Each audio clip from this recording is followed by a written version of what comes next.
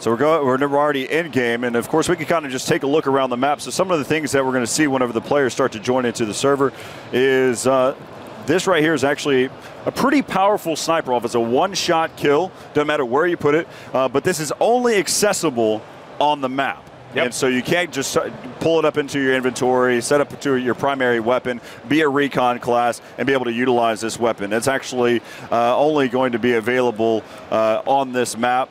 And we'll start to see some of those things happen in some of the other maps as well. It's just going to be very map specific. So let's go ahead and take another look at it. This is also another weapon that we're going to see that is also available. This weapon allows you to just basically blow through walls. I mean, you're just running and gunning. You can basically demolish whatever you want to. This will be the quickest way to take care of the job. Yeah, and again, like this is something that, you know, to me, as someone who's played Battlefield, it's new to me, you know, just like finding new weapons on the maps. Like, because whenever I play, I kind of just like hop in there and I just beat people up, you know, do my thing. But now it's like I have more tools to do my thing with. It's awesome. I'm excited about it. And of course, you can take a look here at the A Conquest point right now, and just the overall zoom out of the map there. I mean, it looks amazing. I mean, really, if you take a moment to just look at the sights, the visuals will not disappoint you by any means. Yeah, so just kind of allowing those of you that really just care about map layouts, of course. So let's go ahead and just get over here real quick. Again, we have complete control now, so we can show whatever we want to. That's so this is the Russian spawn area, the main base, and then of course we can go over here and see that a lot of things though too is you can see that these islands, as soon as the players start to join in, they'll start to populate. But you'll see these amphibious vehicles that will make their way over here to the barracks. This is one of the main key points here. Again, just the B flag there over at the A point, where the dockyard is. Something also to kind of be ready for and prepared for is going to be here at the C point, here at the Firebase Island, and so this is a really nice mansion that we have set up here at the C point. But one of the things that you really need to be looking out for is what's out here in the ocean, which actually, you know, and most times it looks as if it's just a part of the environment. It just looks like it's out there in the distance, but it really becomes a part of the game later on, and we'll wait for that moment to happen, and we'll kind of dissect what's going on at that point. Yeah, there's a lot of cool little, I guess, gifts with that, you know, because again, when we do get to that point, you'll actually see how it impacts the map more than just it being a cool effect.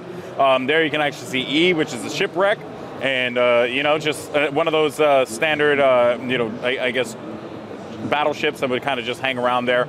And I actually really do like the way on Paracel Storm that there are just so many different battlegrounds, right? So many different ways you can approach the action. Fulfill their commitments, you start building up score that then get turned into vehicle drops, supply drops, and a lot of things that help your team just keep on pushing for victory. Again, that's one of the elements that I've always loved about Battlefield is just team play, and that's really what it feels like. And it doesn't matter whether I hop into a public server or whether I'm getting highly competitive and joining a squad. You always feel that you're playing for a team. Yeah. Yeah, we tried hard, and we do notice the fact that there are many people out there who want to either do infantry only or they want to play as a lone wolf, and we hate to dictate to the player how to play Battlefield. If you want a small mode, you want the beauty of classes, customization, destruction, go at it. But if you want the team play factor, we've upped our game. We included now 5 players in the squad. We have the field upgrade system, which allow the squad to choose their individual unlock career. You can choose kind of the defensive path, and there you have 4 different levels of unlocks that will up your game. And then as you work as a squad, you start building up your score and you unlock these tiers. But if you get wiped as a squad, if you're all in one helicopter and get shot down, your progress bar will go down. So it's working together as a team for the best of the game. For those of you that are wondering what we're talking about, the field upgrades, it's going to be in your bottom left-hand side of your screen, and each individual player can select their own field upgrades that they would like.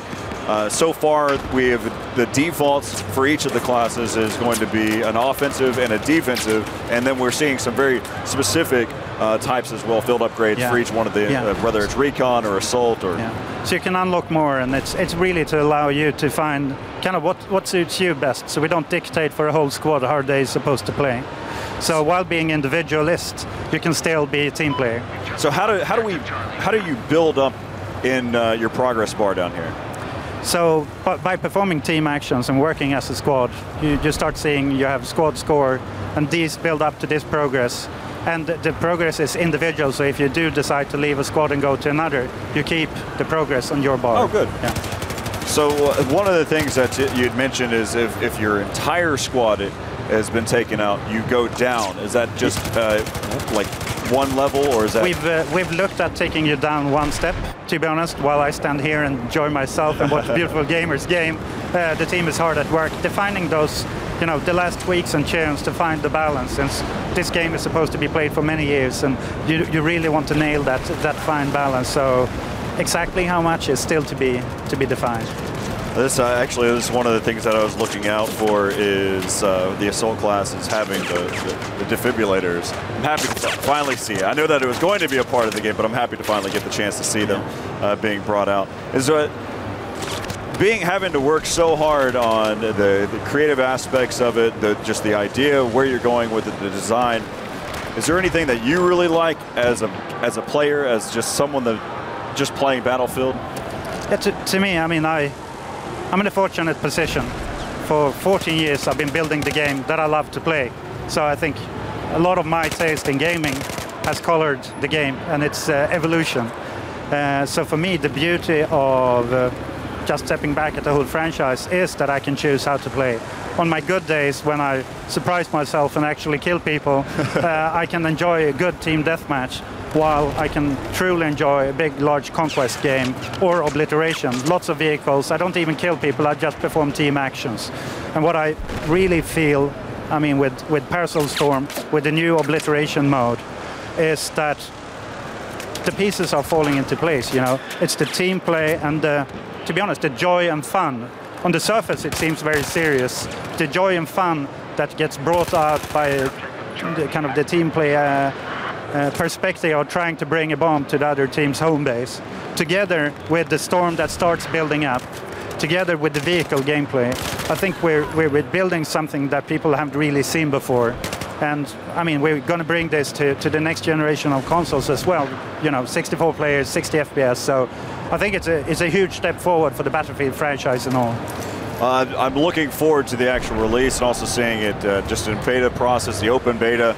Yeah. It's going to be just great to watch how players create a new metagame for each individual map, each type of game type, whether and also, like you said, Obliteration, and seeing how the game is really going to be that tug of war. Yeah. And they're I mean, across the map. I mean, so for those that are kind of curious, we'll actually take some time tomorrow to look at Obliteration and see the map layouts and how there's 3 different points on both sides, Russian and the Chinese, and then there's going to be a bomb that you're basically trying to pick up and take it to an MCOM point. Exactly, and it's a random, it's an area, general area where it can spawn, but it's always in a random place, so it can't be that predictable. That's great. It's just the thought process that goes into it, and just seeing how dynamic these games really can be. I mean, it's a marketing term, but in all honesty, it's very true that no game is alike. No single game is going to be like anything else. I mean, watching all the different types of Levolution that come into play. Yeah, and many times I think when we talk about the game, it's easy to make it sound like it's a marketing pitch or anything, but to be honest, what we've done since the very first prototype is play it on a daily basis, and we still do. And as we do it, we build from the crosshair and out. If running, gunning, shooting isn't fun, then the rest doesn't matter. And then we add on top, we upped kind of your customization. You can customize your side on. We added lots of little things, like we talked about diving, sprinting on ladders, sprinting in water. Lots of little things, but all of these things often don't get any attention, since you talk about Levolution or destruction and so on. But I think that once you start getting in there and seeing what's under the big names, it's truly a new Battlefield that we're trying to refine in all the areas that we feel need to take a new direction, or we got a clear direction from the community that they want to see fixed. let the viewers see at home exactly who's currently winning. Of course, Daniel Matrosa, that we've worked with there at E3, just did an impressive job with the Spectator mode. I come from a competitive gaming background, a lot of shoutcasting, and just seeing what Daniel's done so far with the UI, I mean, I say so far, what it is right now is a total package as is, and I know that he's still fine-tuning and making those small tweaks. Yeah, we get a lot of feedback, and we try to, I mean, we showed it at E3, and we're showing it here, and get a lot of feedback, and it's been a very positive feedback. So I'm extremely proud to finally get it in there. We've had endless questions around it, and I understand the community. It's something that should have been in there for a long time, and finally it's there.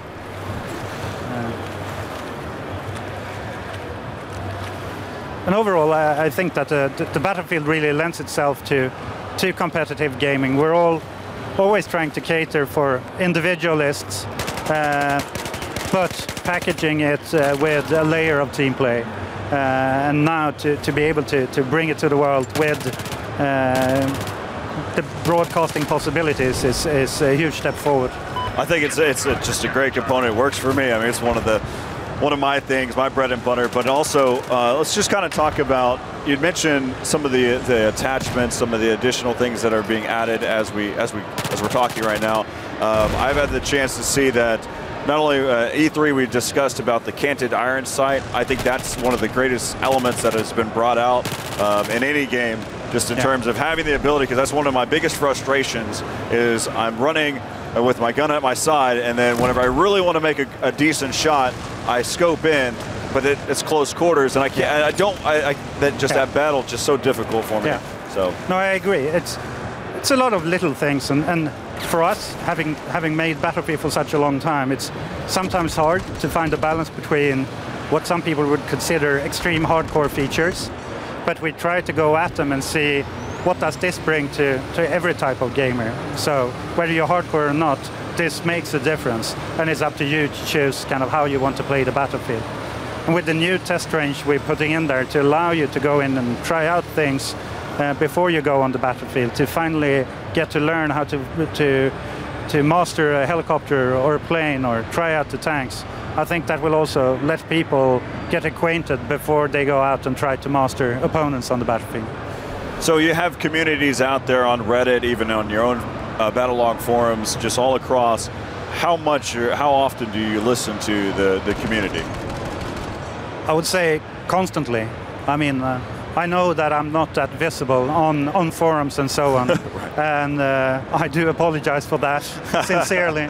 But yeah, Battlefield has gone so big and the teams are so big, but I have a lot of good people who help me just scan the forums, bring up the hot topics, what are the areas that we need to improve, and constantly listening to the community, since even though we have a lot of new initiatives with Battlefield 4 and kind of how do we take it to the next kind of interesting gameplay perspective, there's also, as mentioned, a lot of things that are purely kind of direct feedback from the community. I think one of the key things to talk about too is whenever giving feedback, because a lot of gamers have input. They like to say something. Yeah. The issue is that there's no content behind it. There's no reason why. I think one of the things that I always like to mention to anybody that's in a community, whenever you have a concern, when you think there's something that's broken or needs fixing or an upgrade, to always have an explanation of why. Yeah. And then even if you can, then give how do you do it? What's the approach to it? I think those three things are usually good for the community. I mean, there's a lot of great community people out there who arrange lists, who post videos of things they've noticed, which is super easy for us to pick up and evaluate and see what we can do about it. And trust me, I mean, we're doing everything we can to constantly be on top of things and just keep on